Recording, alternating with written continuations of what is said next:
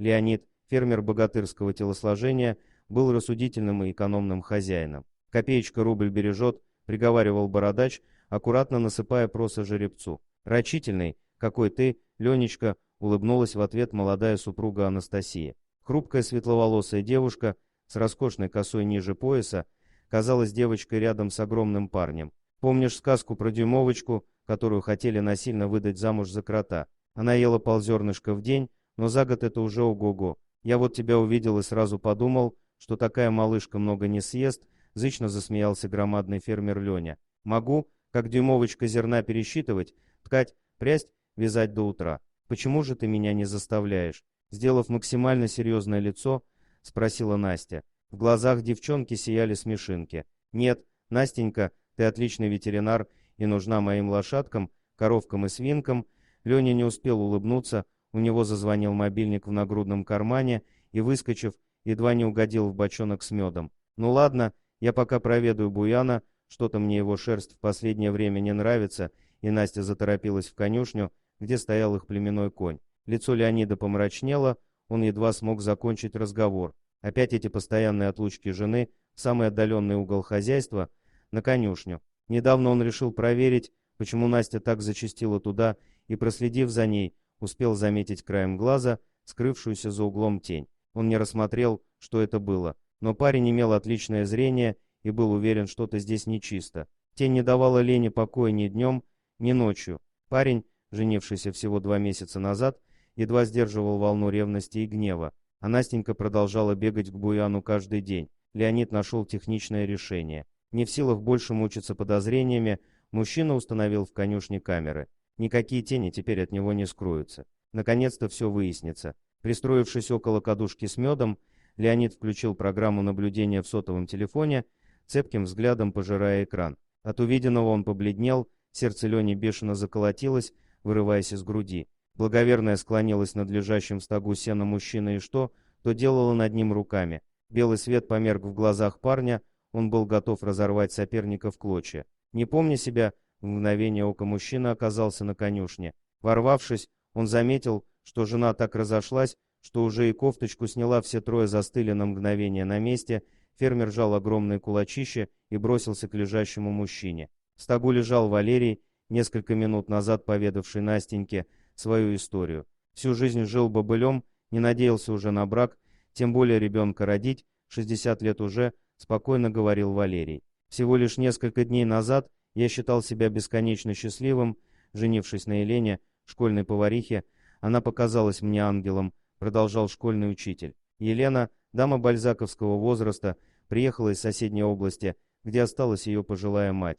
Работы там не было, малюсенький домик без удобств и никаких перспектив. Вот и отправилась Елена искать счастье в город. Еще недавно она жила в областном центре, снимая квартиру на деньги, оставшиеся по наследству от третьего по счету 80-летнего мужа. Старый прохиндей оказался с 5 женами за плечами и с 8 внуками. Осталась она у разбитого корыта. Деньги закончились, а квартира ей не досталась. Но в 50-е все только еще начинается. Желание горело в груди Елены, ей обязательно подфартит. Жизнь так ничему и не научила ее. Она решила вновь отправиться на охоту и найти 4-го мужа. Познакомившись с простым учителем Валерием, по привычке глянула на руку. Кольца на пальце не было. Елена тут же взяла мужчину в оборот. Нелегко ей пришлось. Валерий привык к одиночеству. В молодости невеста не дождалась его из армии. Будущая теща прислала на службу фотографию, где Оксана стояла с огромным животом и в обнимку с каким-то парнем. Валерий еле пережил измену, чуть домой не рванул. Друг удержал. Парень попросился на крайний север,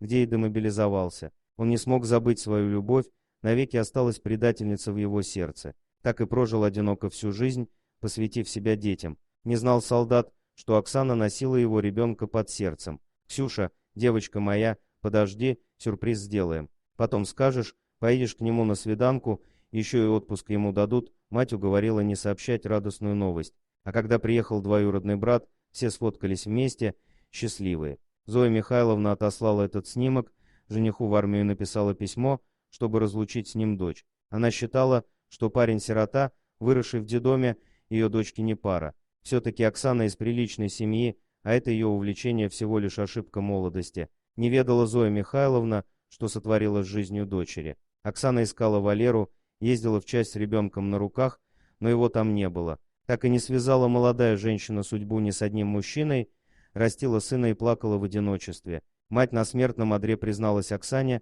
в страшном грехе. «Оксана, доченька, Ленечка, нет мне грешницы прощения. Не бросал тебя Валера. Это я ему небылицы написала, что спуталась ты с первым встречным, забеременела, скоро родишь и не ждешь его из армии». Голос старушки дрожал и прерывался. «Там, в комоде возьми фото, такое же я ему в часть послала. Может быть, удастся тебе, Ленечка, внук мой, отца найти». Оксана молчала, потрясенная, она не могла простить мать, не в силах осознать услышанное. Да ничего уже не исправишь, неизвестно, где и с кем теперь живет любимый человек. Валерий же был на седьмом небе от счастья после свадьбы, пока молодожены не отправились в путешествие. Перед поездкой Елена уговаривала супруга оформить ей дарственную на дом. «Валерочка, мой хороший, нужно подумать о нашем будущем. Я твоя жена, ты ведь старше меня. Случись что, замучаешься наследство оформлять, да и дорого это все. Нужно сейчас дарственную на мое имя сделать. Ну, конечно же, с правом твоего пожизненного проживания. И тебе хорошо, и мне», — ворковала Елена, обхаживая очарованного молодожена. Женщина стала хитрее, она не собиралась больше ни с кем делиться имуществом, и Валерий оформил дарственную на жену,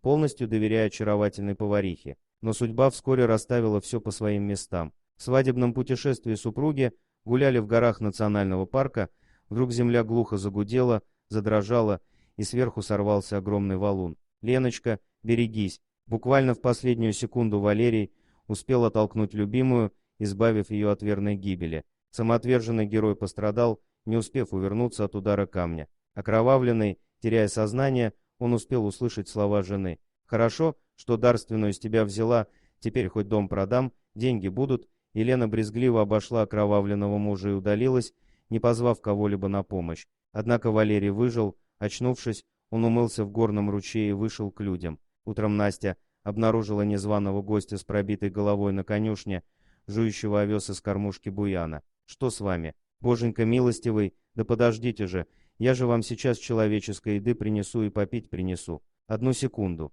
Анастасия не могла прогнать раненого человека, она кормила его и обрабатывала рану на голове, ожидая, когда силы Валерия восстановятся, и он сможет уйти. Леониду Анастасия ничего не сказала. Зная прижимистый нрав мужа, девушка опасалась, как он отнесется к затратам на еду и лекарства для лечения Валерия. Слезы покатились из ясных светлых глаз Лени. Этого он не ждал от судьбы и даже не смел надеяться на такое. Он ворвался в конюшню как раз в тот момент, когда Валерий рассказывал Насте о своей нелегкой судьбе и о потерянной любви. «Всю жизнь я ношу это фото с собой». Вот и сейчас он крепко сжимал снимок в руке, показывая его ошарашенной Насте. «Вот она моя любовь, Ксюшенька ее имя». Ничего не понимающий Валерий переводил взгляд от онемевшей Насти к шокированному Леониду. Парень бросился к нему, крепко жал в объятиях и произнес невозможное и какое-то странное слово. «Отец». Он узнал знакомый снимок. Настя смотрела на фото и видела на нем молодую беременную свекровь и ее мать. Такого не может быть, но этот мужчина называл Оксану Владимировну потерянной любовью всей жизни, которую он так и не смог забыть. «Сейчас, папа, я тебе тоже кое-что покажу, и ты поймешь». Леня стремглав ринулся домой и принес точно такой же снимок. Всем все стало ясно. Они обнялись и расплакались втроем после пережитого эмоционального взрыва. Леонид отправился за мамой. «Ну разве такое может быть? Посмотри, мама, Валера пришел, сбылось. О чем ты говорила?» Оксана была вне себя от счастья. Она крестила Валерия, Леню, Настю и вспоминала покойную мать. Почти 40 лет она ждала своего парня из армии. А теперь судьба подарила им это чудо жить вместе одной крепкой семьей. Валерий был по-настоящему счастлив впервые в жизни. Он обрел любимую женщину, родного сына и замечательную невестку. Теперь можно оставить позади неприятности и ждать внуков. Оксана простила мать, она прислушивалась к музыке в своей душе и привыкала жить счастливо. Елену выгнали из дома с позором и с полицией. Она получила судимость за оставление человека без помощи в опасном состоянии. Теперь у знойной дамы практически не осталось шансов разбогатеть в ближайшее время.